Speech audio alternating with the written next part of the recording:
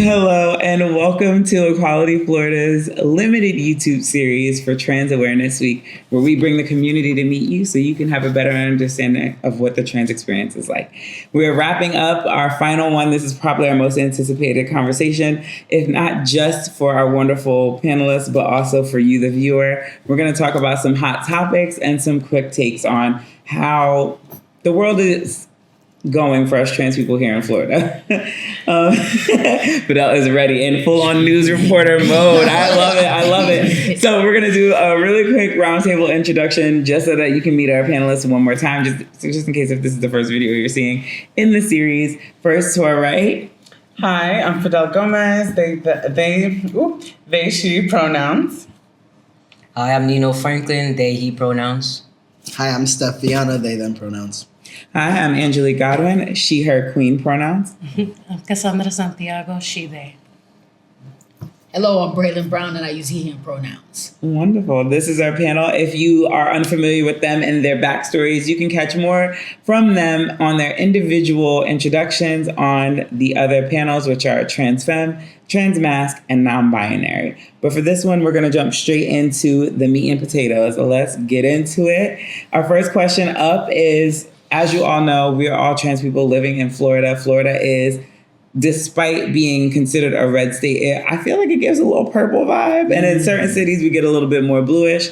But with the new administration having taken over since January, have you guys experienced any heightened states of aggressions or anything, compared to your life before the election back in November, or with the new bills that have been introduced?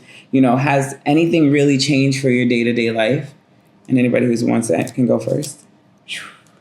I guess I'll go first. I feel like I always try to kind of model a stay vigilant at all times kind of mentality as a general. But now I feel like it's like stay vigilant and then some, whether it is accessing public transportation and making sure that you're always checking your surroundings, whether you need to go to the bathroom, right? And seeing that there is people sometimes that are a little bit uncomfortable with, seeing somebody that is maybe, to them looks a little bit different, right? I have unfortunately had that happen.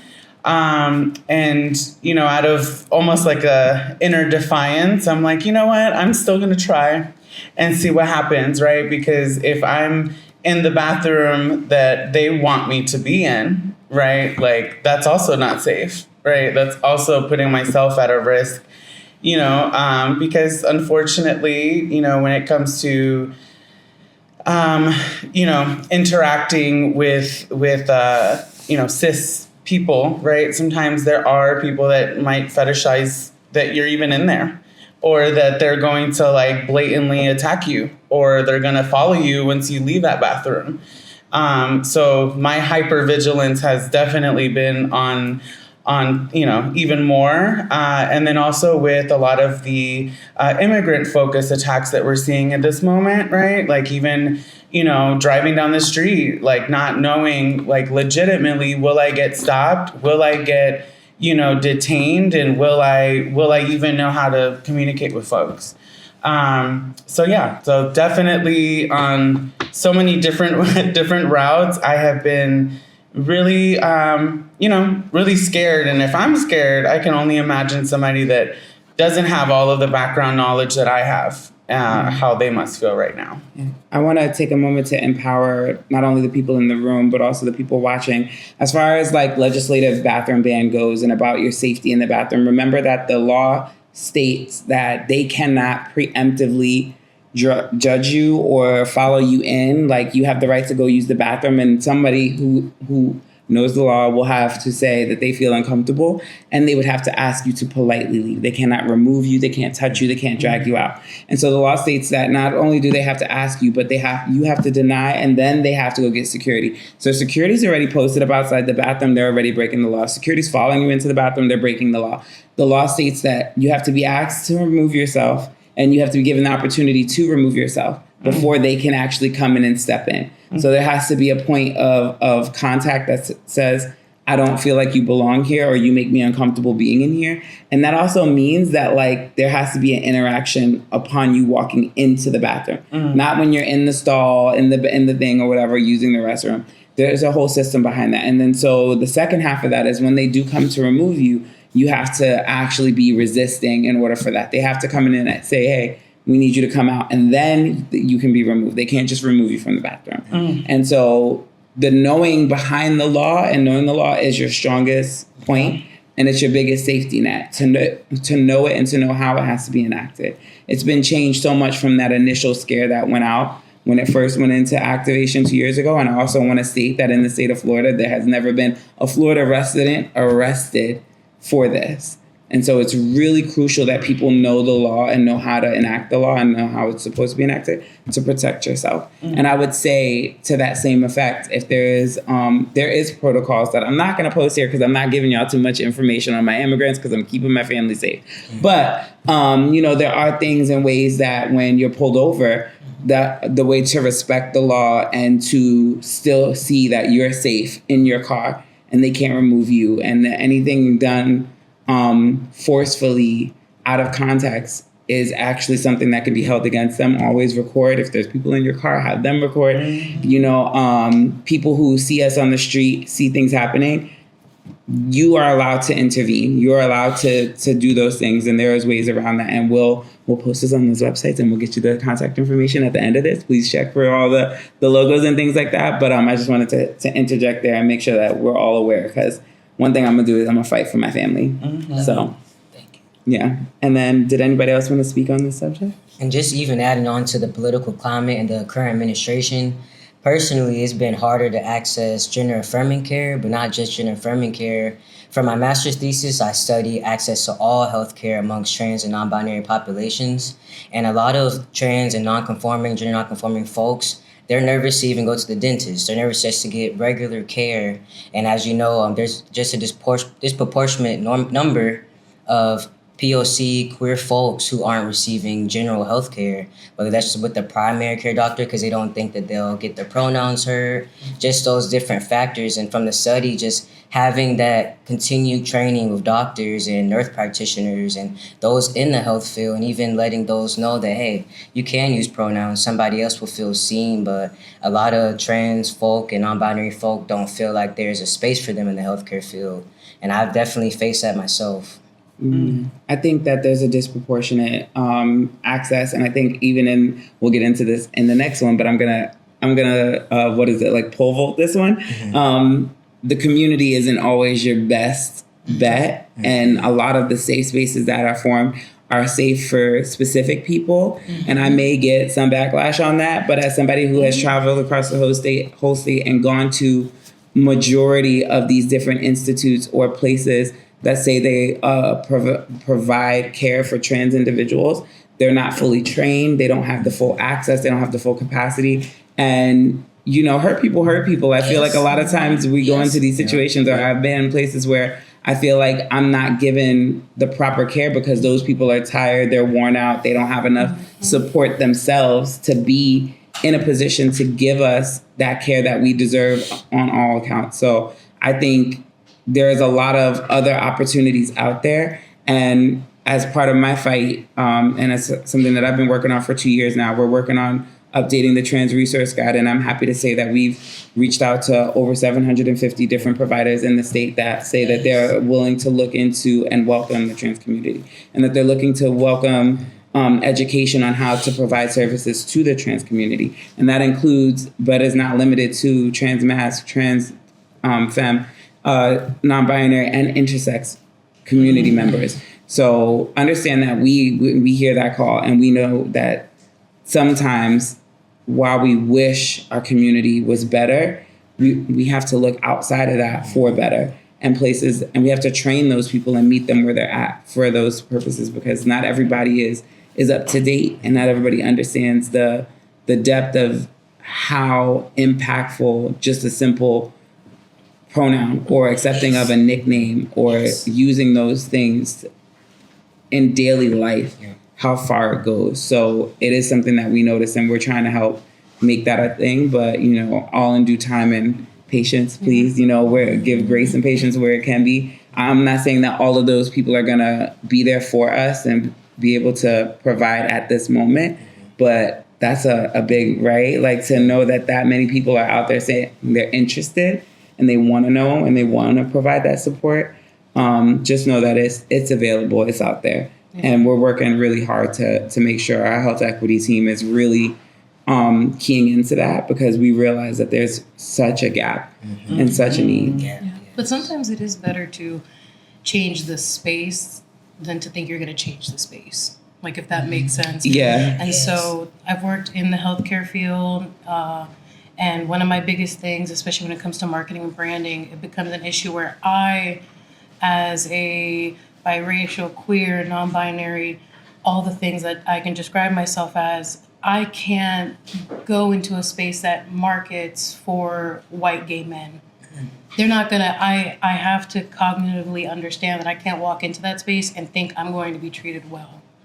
They could try, you're absolutely right, they could try, but sometimes it's just better for us to create our own spaces and just, you know, see that branding for what it is, which sometimes is its own virtue call. Yeah, I think, but in that same hand, like, we have to call them out and hold them accountable. And we have to put them in the position. I mean, we face this on pride committees. We face this on you know, gender queer spaces that say they're for everybody or all inclusive. And then there is no real inclusion because the board is simply all white cis men or all Black trans women or all, you know, it just happens in these places, in these spaces where inclusivity has to market to everybody. Right. You have to be willing to put it. That's the definition of equity. You know, it's putting everybody on a pedestal that allows them to all be at the same eye level. You know, when I think about that image about equality is giving everybody a box. Equity is making sure everybody can see when they stand on the box. And so when we talk about that in health equity, it's making sure that everybody comes in. Like, the whole thing about being a doctor or being a nurse or being in the healthcare is to do no harm. Yeah. It's about to look at the person who walks in the room and treat the problem, the cause, and prevent, you know, anything that happens, to help with the symptoms as well. And I feel like that gets lost sometimes when we're fighting for just these people, just gay men, just bisexual men, just queer men, just, you know, trans people. And then even within our community, we're such a vast community and the spectrum is so long. It's longer than 0 through 10. Yeah. It's also 0 through -10. Right. And it covers every single point in between. And so when we think of it, healthcare needs to be represented on a sliding scale. Yes, absolutely. And it needs to be met with compassion. Yes. It needs to be met with grace. Yes. Because a lot of us are hurt and are distrusting, walking into these spaces that are freaking fluorescent light and show everything that we're trying to hide, not only from ourselves, but from the rest of the world. And we have insecurities and we're humans. And so mental health is so important in these spaces because the capacity to help somebody, what do they say? You can only meet somebody where you've been. Right. You can't meet somebody beyond your own space, right? So even these healthcare providers have to be it. And if we're creating spaces, we have to, I mean, it's twofold, right? In a perfect world, we would open a door and it'd be the fucking rainbow. Right. Pardon my French. But the reality is we only have the capacity for red today. Right. And then we'll add orange, and then we'll add yellow, or maybe we add red and yellow, and then we get orange, and then we work our way down. And people have to understand when you walk into a new space, they only have the capacity to do what they're educated for. Right. You know, and creating new programming to help people, you know, whether it's for housing or education or whatever it is. We have to have that ability to meet people and say, hey, listen, yes, our dream is to touch every single person. But right now, given government assistance or funding or giving space and opportunity, given the people who are willing to help, if the cis white men are the only ones running to the front line to help us, we have to take that. You know, we have to meet people where they're at. I just want to add something real quick to that. We also have to encourage those who are interested in within our community and being in the healthcare field. We have to tell them, go get the necessary training that you need, because we need you, because you can then train those other people who you're in class with. Because part of the problem is if they don't know we're there, if we're not in a space, then they're not going to give us space. And so us stepping into the healthcare field is actually making our seat at the table and creating a pathway for more doctors, more nurses, more whatever, healthcare administrators, those folks who can bring that compassion and actual inclusive care, right? Because it's gender affirming care is care for everybody. And anybody. Right? Exactly. So I wanted to add that piece. No, and I think that's such a crazy conundrum because even as I'm saying it out loud, I'm like, it's never gonna. I mean, you said it actually, and go back and watch the non-binary panel. You can't please everybody. You can't make everybody happy all the time. Not in a singular format and in a community format. You can't do it all. There's gonna be gaps, and there's gonna take time to fill the gaps. So I think on one end, yes, we need to provide that education, and we need to have people willing to stomach it and stand and be graceful and patient. But on the other hand, we can't just pretend like there's not a need and a call for action. Right. And there's not a need and a call for service. What happened to service? Why do no capacity for service? Oh, girl, yeah. Like it's that's the reality of it. And it's kind of like this weird space we're in when we come to legislative issues or healthcare or any of that, where people are so quick to throw the javelin at the mark, right? You think bullseye, but you forget there are so many other targets on the field.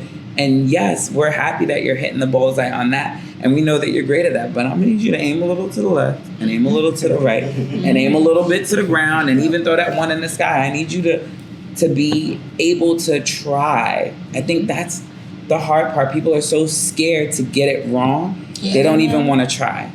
I mean, in the culture nowadays, especially within this ecosystem of Central Florida, where I've experienced it the past year, it's dangerous to try sometimes because people be cutting each other's necks left and right.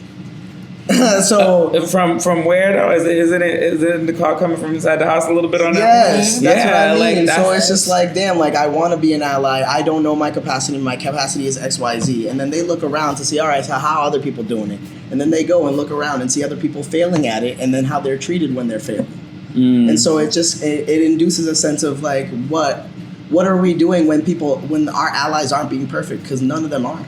I need people to sometimes you have perfection. Exactly. Perfection doesn't exist. But then start a dialogue about what it looks like when your sister is not perfect, or when you're, the people that you have to work with to do something. I'm not perfect. Exactly. So, baby. You know what I mean? I think there's like a lack of dialogue that opens up a space where we can actually make mistakes and actually like be a human crayon to it, and actually fall on your face and be like, damn, like now, how do we go from here where it's not a negative place, where it's not canceled, where it's not. You know what I mean? We're not really necessarily giving ourselves a lot of grace within community because of all of our past traumas. I think it's the fact that people need to realize success is found in failures. Nobody has ever succeeded without failing first. Yeah. And like a lot of things that we, you know what, I can't apologize. I'm sorry, Stratton, I love you. Nadine, I love you. But the reality is me, even in my space, right? I came into a space that had about I want to say it had about 7 years on and off of different leaders in the space. And when I came into the space, I said, I have to do this differently. I said, because if I follow in their footsteps, they've already not succeeded. It didn't work out. You don't like how it looks. How can I do that? But then also I came from a space of being like, I was on the other side of the fence. I was somebody who was begging and looking for something to happen that wasn't happening. So I had to start creating spaces, and we have failed time and time again. I had initiatives that I thought were going to be the best thing in the world, and then I brought them places, and some people took it and ran with it and made their own thing, and then there's other people who didn't want to support it because they didn't see the vision or the dream. But at the end of the day, I would rather be known for trying and failing than be known for never getting up off my couch. That's right. I got to where I am today because I said, there's no one who looks like me in the field doing the work that I want to see done. And so I became that face and that voice, and I knew I was going to have obstacles. I knew there were going to be troubles. I knew people were not going to like me. And baby, when I tell you my first year, people did not like me. People did not like to see me coming. And I had to earn my seat at the table because I was like, okay, well, if y'all are not going to invite me, here's my table. Here's my pretty clean table. And I got this, I did it like the little restaurant, the Italian restaurant. I said, here's some markers. Tell me what you want this tablecloth to look like. Right. Tell me what you want to see. And I'm going to let you draw this year. And then next year, I'm going to surprise you when you come back to the table and the tablecloth has got your drawing on it and it got your words on it and it don't look exactly like what you gave me because I had to change it, right? And I think that the beauty of everybody at this table is when you were given lemons, you didn't make lemonade. You made lemon meringue pie. You made lemon tartare, and you made all these beautiful, wonderful things out of what you were given. And some of you left what you were given and said, I can't do shit with lemons, but I saw some oranges on the floor over there. And I'm gonna go make an orange souffle, and I'm gonna give you this, orange creme brulee, and I'm gonna take it in, me too, we're going, right? No, but the beauty of it is I want everybody to take, and the people at home, I want you to take this to the reality that when we saw each other from across the room, we all were like, I see and I hear something, right? And it's cool. And once again, go back and watch our other videos. The community gathering, the finding your tribe, right? Yes. Remember that, like we said, it's not about making everyone hot. It's about being there and being visible. It's about showing people that it can be done and that you can start something new and you can start over and it's not a bad thing and that you can partner with you can collaborate and you can build a space for community. And sometimes it takes being that person that said, you know what, y'all all said F me, but I'm still gonna love you. Yeah, right. And if I could add something, like what you're saying, like with the having failures in the community and having mistakes, those are normal. It's going to happen, that we're human. Not just having dialogues, but having those healthy dialogues. You may not like how my table is set up, but come take a seat. I like how you make the analogy of, just write on the table what you want to see. I think that's very important and healthy, no matter if you've been here for 10 years, 15 years, born and raised. We really have to meet people where they're at and not just pitting each other against each other, going each other's heads, making you think you're my friend, making you feel like you're part of the community. We all are community. We got the same similar zip code. Sorry for 3. We all just need to stick together. But I just really love that, having healthy dialogues. And that's important because once you recognize that there's a need, right, that doesn't mean that your solution that you thought of in your head is the right solution. You have to go to the people and let the people tell you what they need. It's just like when we respond to natural disasters. Yes, we can bring you rice and beans and diesel, but you might not need that. You may need deodorant, feminine hygiene products, diapers, baby food, formula. So if we don't ask the questions, it is still a business and we still have to have a strategy behind it. We can't just throw things on the wall and hope that it sticks, right? Like it's that piece is so important. Like you said, that beautiful drawing on the table becomes a tapestry and weaves the fabric that we need in order to make said thing work. It's also okay to be wrong. And it's okay to say you were wrong. Exactly. And it's okay to apologize. It's okay in these spaces to say, I had it wrong. I can't tell you how many times somebody said something to me and I said, oh, my bad, I did not know. I am so sorry. And you know what? I will correct and I will move forward. I think there's a lot of time and space where people are so upset that they were wrong that they can't even open their mouth. And they would rather double down on being wrong. Double down. It's absolutely. See, the thing is, it's a double-sided coin, you have to meet people where they're at, but also if they insist on staying where they are, you got to leave them where they are. Leave them right where they're weird at. You either take it, not forever, of course, but, if you're not ready to have that conversation, I am not going to sit here and waste my peace, my breath. I have things to do. We all have things to do. And so if somebody's not going to be getting you... Exactly. Absolutely. Keep it pushing, but also don't let it destroy the mission. What is the purpose? What is your impact? Yes. As long as you can answer those questions, then move it on. Go to your mission statement. Yeah. Absolutely. I think the analogy that I use when I'm talking about that is that it's a racetrack, right? And it's everybody is not in a race. Some people are crawling.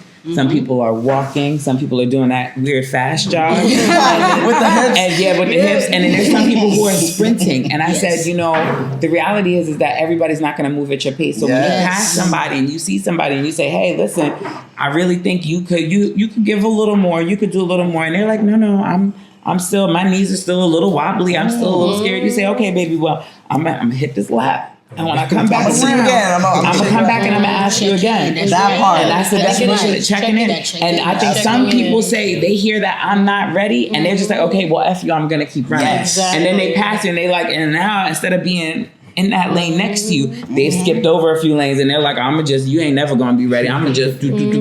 Right? And I think that's the part. It's the follow-up. The follow-up of people like, I have met with all of you at different times in your life or in different places and spaces. And it's great for me personally, because before I was at the table, I was in the crowd, right? So for me to see certain people at the table, I'm like, that's dope. Because I met you when we were volunteers. I met you when we had a hope and a dream and a freaking glue stick, and it was like, and it was just an idea. And now we're in spaces and we're doing things. And like I said, some people have moved left, some people have moved right, some people have moved up, and some people are still where they are. And there's no problem with that. Right. And I think that there's a reality that people expect people to be in the game for 5, 10, 15 years, and they're supposed to have done something wondrous, right? Something that's on a plaque on a wall somewhere. And no, some people have spent 15 years helping people stay afloat. There you go. Some people's job is to be the buoy that you put around your neck, Absolutely. the life preserver that you get when you get into the water, and they're like, put this on first. Yes. Some people's whole career is based on that. Yes. And I think that that's beautiful. And I think that they praise. deserve, yes, absolutely. There are organizations out there like my good, sweet girlfriend, Barbie, who has been running Trans United in Elevation. And she will tell you, she does not want a 501c3 because she wants to do the work that touches the people. She want to be the person that puts the money in your hand and says, go pay that light bill. That says, come do this class and get your education so we could boost your resume, so that we could do the work like that. And then there are other people you have like Mulan, who is a part of Divas in Dialogue, who does the work day in, day out and gives people a space to come breathe. I had never in my whole life ever had a community center or a place where I could just go sit down, put my feet up on the couch and just watch TV and just let it go. Or could go sit and have a hot meal, or go sit and go get tested and talk about the scares and the fears that are really in our community. But she does that day in, day out because she lived it, And I think that deserves praise. And then you have the bigger organizations that do the work like you with TIG, and like how y'all are so multifaceted in so many different things. Like your community town halls are so moving and motivating because the community shows up. Right. What's most important that you were saying, because you kept saying the table, is that groundwork, like movement. If we think about true movement building, it actually comes from the people. It starts from the ground up, not the top down, and understanding that you can lead from the back. Right? You don't have to always be in the front. And then if you think about some of like even the civil rights movement, there was a place for everyone. Somebody who needed to make a sign, somebody needed to cook the food, somebody was going to be speaking, somebody who was going to be at the front of the bus, the back, who was going to do all of these things. And there's a space for everyone, right? And that restorative justice piece that you were talking about, how are we talking to people? How are we bringing people in so we can have those difficult conversations, and also giving space for grace, not only for our other people, but first for ourselves as well. Because if you're not giving yourself grace, then you can't extend grace to anyone else.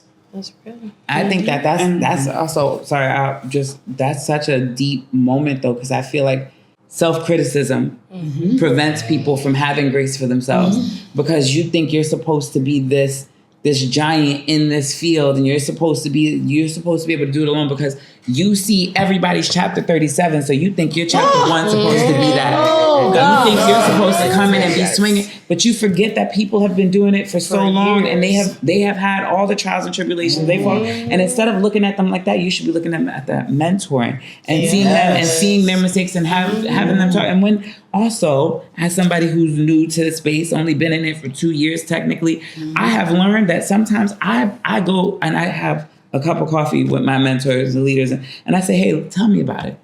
Right. Tell me about it. Tell me about it so that I don't make the mistakes you made. Tell me about it so that I can start this program with full confidence, knowing that I know how to do it. And if something goes on, whatever. And I have people who call me who are like, man, listen, Regina Livingston, my baby, I love you, my girl. She called me 2 in the morning, 2 in the afternoon, breakfast, lunch, and dinner.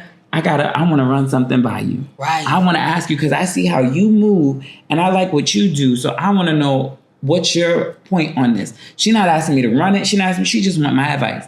You know what I'm saying? And that's such a beautiful relationship we have because I come to her the same way because I want her to part her wisdom on the people in my life. Right.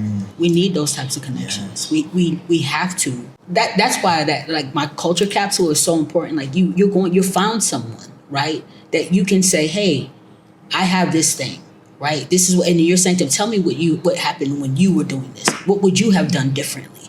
Because we can't we can't move through the process without a blueprint. Right? And built into that blueprint is understanding what are the things that can go wrong. And the planning stages, right? Because many of us, honestly, we don't have the opportunity, or we didn't have the opportunity to go through the stage. We just knew something needed to be done, right? So as you're going back and you're shoring up whatever it is that you're doing, whether it's a program or organization, and you're creating the SOPs, you're understanding, like, this is what happened before, but what do I need to do to prevent that from happening? And then I also pay that forward by telling people, hey, it doesn't matter that there's 15 people doing this thing, because if you go down the bread aisle, there's 79,000 different bread, and there's something for everybody. Even if it's crustless, even if it has grains on the top, whatever it is, there's still space. And there's going to be somebody who needs what you're offering. But you know what that reminds me of is the lack of people willing to share the resources and information. It's the gatekeeping. It's the scarcity mindset. It's the idea is that, like, they just don't want to. If I give this to you, I'm gonna lose out, or something's gonna, or I don't want you to know that because I don't know who you are. I don't trust you. I don't think that you're a good fit for my peoples. But you gotta let people decide for themselves. What I've heard about somebody is not my business. Yes. It's what I know about you from meeting you. It's how you treat me, because I can't hold anybody accountable for their past mistakes. I can only hold you accountable for who you are today. Yes. And I feel like in this community, it's such a huge thing where people are like, oh, I don't want to, cause this and that or whatever. And I might say, what have you heard about this? You know, whatever. But at the end of the day, it's my job to come sit at the table with y'all and to get to know you and to find out where your heart is and where you lie and if we align. Because just because we in the same field, once again, there's a reason why there's many tables, right? Right, exactly. But me and my table doesn't mean I have to hate on you and yours. Exactly. I can cheer you on and be so happy for your success while you do all the things that you do. Because bitch, my island is really far from here. I'm in Pensacola. I don't got the ability to pack this bad boy up and bring it to every single space, right? But if I know there's a seat at your table, I'm gonna come and I'll come sit and I'll cheer you on. And when it don't go the way we plan, I will come and I'll sit with you still and say it's okay. Yes. Because tomorrow's another day. Exactly. And also, when we have conversations, so much of it revolves around the table. But one thing I learned from my mentor is that who's building the trees? Like, who's growing the trees? Who's building those tables? That fruit has what we're going to eat with. Though that wood continues to make more space at the table. I feel like sometimes this conversation about the table, though meaningful, can be so silly because sometimes it just boils back down to, are we even growing the trees? Are we even growing the fruit? Are we even growing all these things that make it possible for us to break bread, harvest, et cetera, et cetera? Maybe that table been around. Who's restoring the table? Who's restoring it? Who's painting the table? Who's building? Who's adding the additions to it? I think it's really important when we have this rhetoric about the table. Baby, if you're not adding on, then I'm sorry, I don't know what to tell you. Like, you also got to grow a tree. Yes. You also got to bear some fruit. Yes. I was just going to say, like, you don't know what that table also went through. Like, to make it through. Like, you know, like, how did that table stand the test of time? Right? Like, dang, you could be sitting on the wrong side of the table and it broke just because you didn't realize that side was a little thin. Baby, the view. What are you trying to view from that table? What is the table? And I mean, we always talk about the table, but I mean, everybody always says that the next section is, what do you bring to the table, right? But the reality is, like, not everything we bring to the table is meant to be. And then not everything we bring to the table is for the table. Sometimes it's because we have a skill set or something that provides to everyone else at the table. Yeah. The carpenter. It's really, sorry, we went. That was good. Everybody take a breath. Woosah. Before it gets a little crazy up in here, because now we're going to close out our last one. Y'all thought that was crazy. I really want to talk about a subject that kind of got brought up lightly throughout the day. We heard it in the form of, like, gender envy and expectations. We heard it in how the community can be toxic to certain persons or people. And I think something that everybody in the trans umbrella has experienced or has some kind of experience with is what was noted as living stealth in the men's panel is also pretty privileged in the women's panel.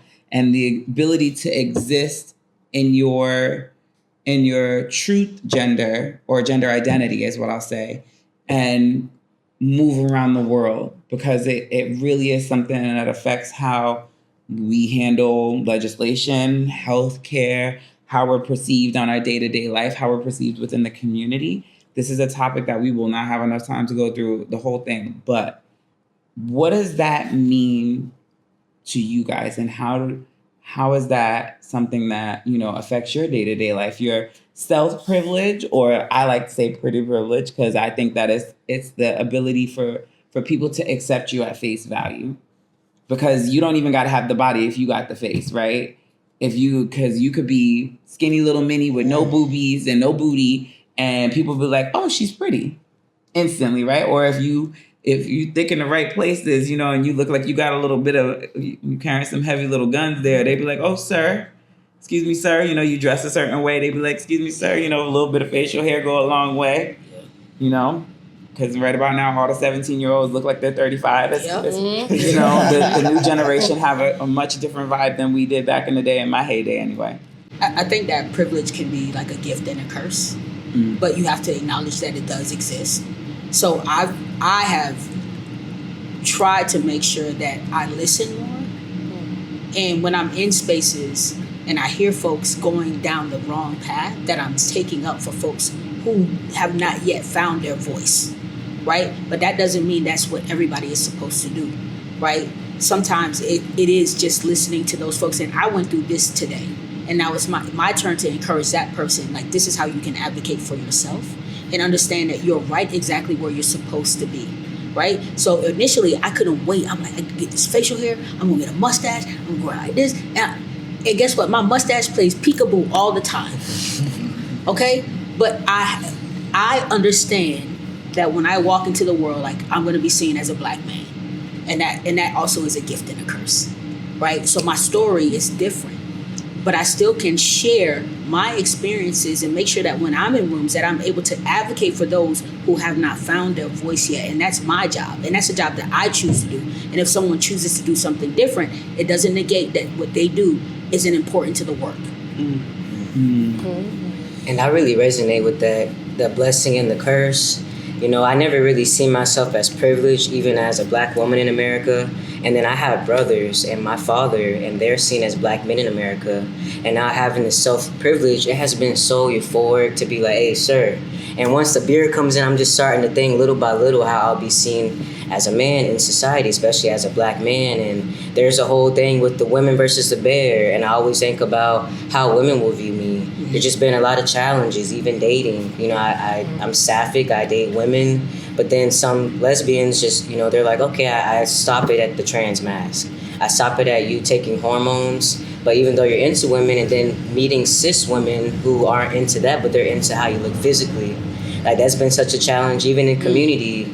Like, I identify with sapphic, but going into some sapphic spaces, they be like, why are you here? And then I have to be like, oh, I'm girly pop. I'm one of y'all. Like, I have to really be like AFAB. And it's kind of annoying because I feel like I'm taken away from who I am just to settle in. But I really do feel the blessing and curse. It has been nice. And I appreciate what you said. Like, just getting to hear those people, like where you're at in your journey. And it can look different, even trying to inspire those, because it can be challenging and difficult. Right. Appreciate it. Super.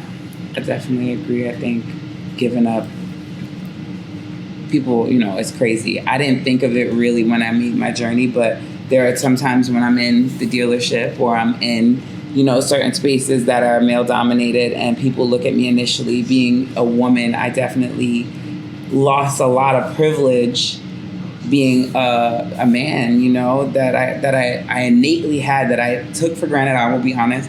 I will never go back, trust me. I'm happy on the other side. But the reality is that there are certain spaces I'm in where I realize that I have to now speak with such clarity and strength in my voice and such unwavering, like, I know my ish better than anybody. You're not going to tell me today. I'm going to tell you. And I think that there's a power shift in that I hate, because I have to assert myself. Like, when I go into places, and especially gay places, I'll be honest, as a trans woman, I have to be like, no, I'm trans. don't play that game with me today about my gender, whatever. Like, I've been on your side, I've been on this side, I'm coming in the room, right? Or I have to be like, thankfully the privilege I have of being an entertainer, being able to go into bars and spaces and clubs and be like, oh, no, I'm entertainment. I'm not just some girl off the street. Like, I've had people stop me at the door and I'm like, you just don't know me. It's okay. Go ask your owner who I am. Like, and I hate having to pull that card because I've been a part of the community for so long that I'm like, it irritates my soul that I have to pull a card. You feel like you lose a piece of yourself when you have to identify a certain way because, and I know that must sound so aggravating and nails on a chalkboard to the people at home who don't have that passing privilege. That's the word I've been looking for the whole time. And that even hurts to say it, like, out loud. Like, passing privilege is such a thing. Because it was never my intention to be so. It was never my intention. And so in that same hand, I consider myself a woman by definition because I fit the book, right? But I would never deny my transness, or my transition. And I think that goes back to what you said about choosing to speak up and be a mentor and to be somebody that people can lean on or ask questions, or helping people even when they don't think they need the help, right? Being like, hey, listen, like, you probably should, be mindful, but also that fear you spoke about earlier about being in public and knowing that people know who you are, people know what you do, or have that knowledge, and how that hurts us in a certain way. It is a blessing and a curse. Yeah, so I've had the privilege of learning from people that, I guess, with the passability politics of, like, they're a brick and they're a doll and they're this and they're that. And it's like, I think that sometimes I get caught up on, like, how I might be perceived sometimes in certain spaces. But at the same time, I think it's not even about that, right? It's like, I want to make sure that there's a path for the people behind me, because I know that there are some people that have opened doors for me, even here in this ecosystem, that probably, like, to that standard of politics of if do they pass or not, that they also had to sit in spaces and not pass and be very visibly trans, be very visibly, in what some would say that, like, they're putting themselves intentionally in danger, which I think we all kind of are, right, by, like, existing. But, like, by them going into that space, opening the door for people like me, like, being able to bring other people in and also get them to accept that, like, you're not always going to look like this, babe. It's okay. Like, Yes. Yeah. Yeah, for me, I think pretty privilege has, obviously a double-sided coin. It's amazing to be into spaces where, like, you're automatically welcome. People have a lot of guards that, just fall a lot of the times, like the very traditional looking people that you wouldn't assume would even like you, but, like, you are you and you know who you are. But then, like, when you get this affirmation from people that you want nothing to do with, and, like, these people are now, like, cracking these disgusting jokes with you, and then just, like, assuming that, like, you're just one of the dudes because you look the way that you look, it's a pretty weird place to be, to think that at 28 I was a lesbian, a go-go dancing lesbian. And now I'm, 32 and a whole cisgendered man. I went to the other part of the spectrum where I'm just now straight, which, like, outward in society, people don't know I'm, like, two-spirit, so it's definitely a weird thing to put myself in and to grasp. I'm still learning every day what it looks like to show up as an ally, because at the end of the day, I'm perceived as one. And it sucks and it's a lot to think about, but at the end of the day, what can I do now, being and having the capacity that I have, understanding spaces that are more outwardly queer? And, like, what can I do about the space that I go into and I am perceived as a straight man? What do I offer people? How do I make people feel when I come into the room? And then maybe I'll tell them I'm trans. Sometimes I won't. But obviously, like, I don't have my top surgery yet, so it's pretty easy to, like, if I'm at a pool party, it's happening, and it's just, yeah, you know anybody? Who can pay for that? I would love that. No, but for real, but it's also something that I struggled with, because, having my top not done is the only thing really keeping me into a queer space. Like, it's outwardly the only thing I have left to make me a safe person to a lot of people. It's crazy how quick you get booted. I feel it's crazy how quick you get booted. The moment you no flips longer like fit the that, narrative. and all of a sudden I'm a threat. Because you're talking, and I'm like, you just explained my whole experience better than I could. So that's why I waited to speak, because I knew that it would be like, I have this this way of like really committing to learning what it is to actually be this, because I don't know, there's no manual at the end of the day. Truly. But like, I am perceived as a man, and people do clutch their, their purses and all of this stuff. And, I have to take the weight of that responsibility. Do I take on being a man? Absolutely not. But at the end of the day, like, what impact am I having? I'm always really focused on the type of impact I have in a space where I enter, and like making sure that like, with my attitudes, with my tone, with my everything, it's not that it's labor, it's like service. You know what I mean? That you're going into a space and being like, this space is outwardly queer. I know what I look like. What can I do? It's a servant heart. And then just feeling the weight of that. Because at the end of the day, we call ourselves leaders. We do have a responsibility to figure that stuff out for us. And to try to push that boundary on what we can do as a space. I wish we had like so much more time. That's why I left it. You see that? I really dive down that rabbit hole, but the reality is that we just don't have the time for it. But I think you can invite me again. I'll come. Let's do this again. Yeah. I mean, okay, so Let's go. I mean, if you guys love what you're hearing, if you love this conversation and you want to be more involved, if you want more topics, if you want the opportunity to have your voice be heard, then make sure you subscribe, and comment, and make sure that you guys are fully invested in what this could be. I mean, this was a wonderful. I'm so excited that we get to go have a private dinner where you can curse and scream as much as you want. Sorry, you're not invited, but you're invited to tune into the next one. And then also, just let us know. I think that this was a great conversation. This was a great door opener. I'm glad that it was absolutely wonderful. Thank you so much to each and every one of you for being a part of this conversation and for joining me in this wonderful week-long extravaganza of just helping people understand the trans experience, helping them see the battles we fight, both internally and then as community members, and then again as leaders. And I think that it's so important that we continue to have these conversations. And obviously I'm inviting you all back because none of you rub me the wrong way, so I love you. Seriously, you're all really good, and I'm very happy and thankful for all of you. So thank you so much, guys. Please do check out the other videos, trans math, trans femme, non-binary, and of course our hot topics of what it's like being a trans leader in Florida. And we love you all, and have a wonderful life, and we'll see you next year. Maybe sooner. We'll see. All right. Peace.